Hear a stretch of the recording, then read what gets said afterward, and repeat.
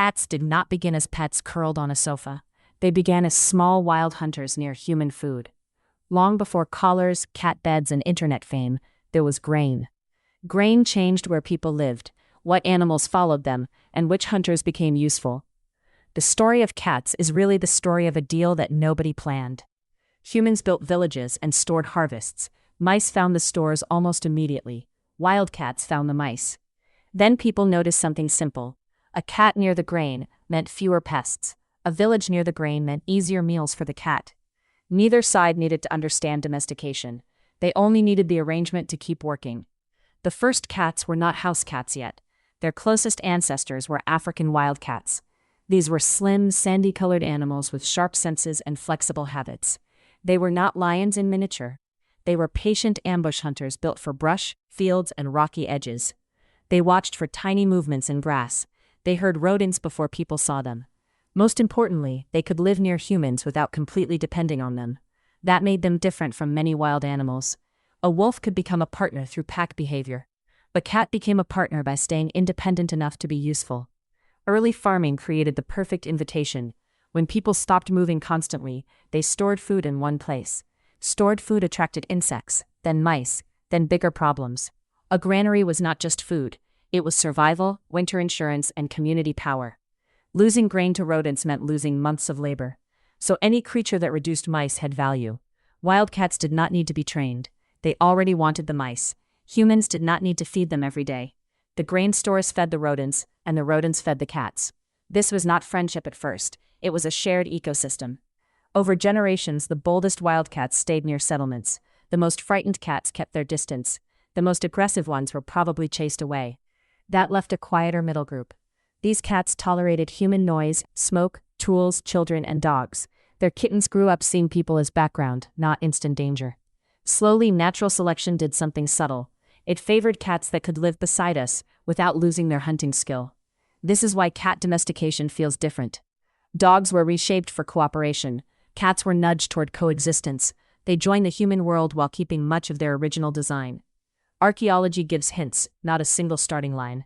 One famous early clue comes from Cyprus, where a human and a cat were buried near each other thousands of years ago. Cats had to be brought there by boat, because Cyprus had no native wildcats. That means people were already moving cats intentionally. Maybe the cat was valued as a companion. Maybe it protected stored food. Maybe it was both. The important part is that cats had crossed from useful visitor to meaningful animal. They were no longer just lurking near the edge of the village. Egypt made cats famous. Along the Nile, grain stores mattered enormously, and cats fit beautifully into daily life.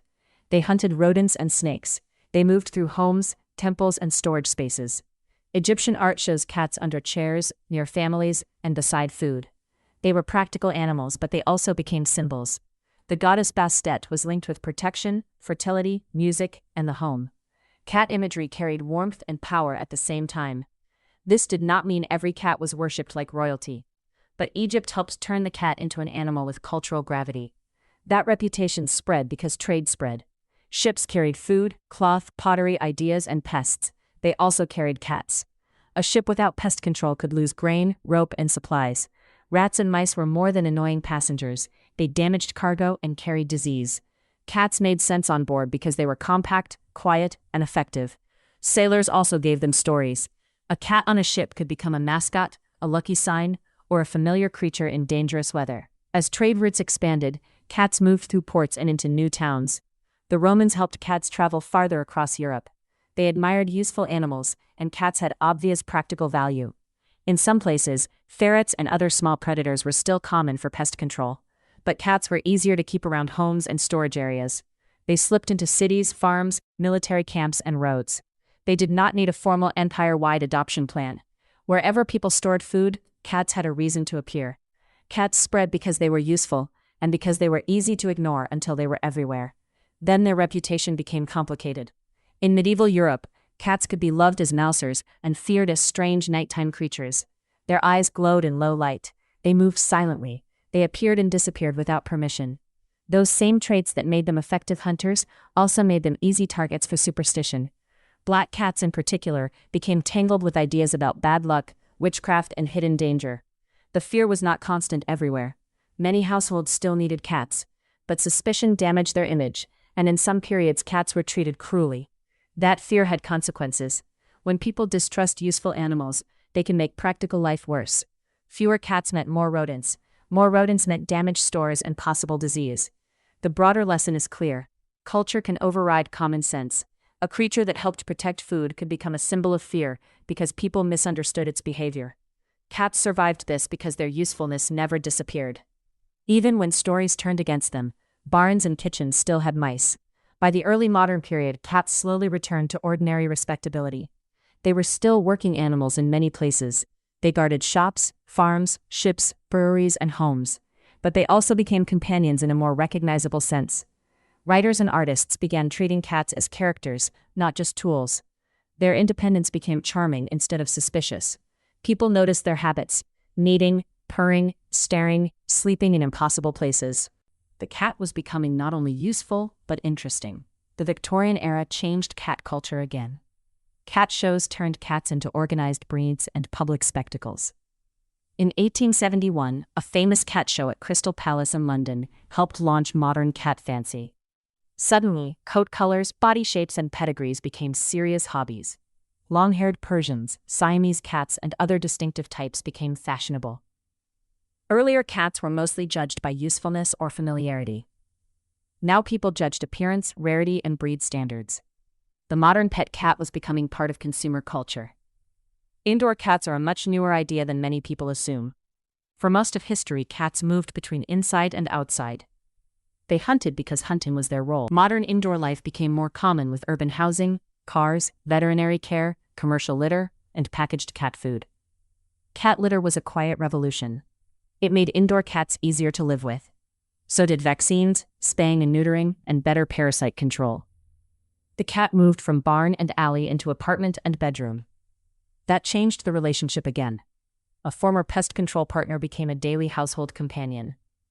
Food changed cats too. A wild cat eats prey. A farm cat eats prey plus scraps. A modern pet cat may eat carefully formulated food from a bowl. This sounds simple, but it reshaped daily life.